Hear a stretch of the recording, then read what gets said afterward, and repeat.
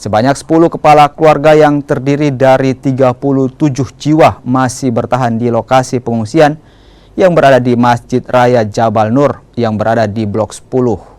Menurut warga, mereka masih mengungsi lantaran kondisi cuaca di Makassar masih terus diguyur hujan.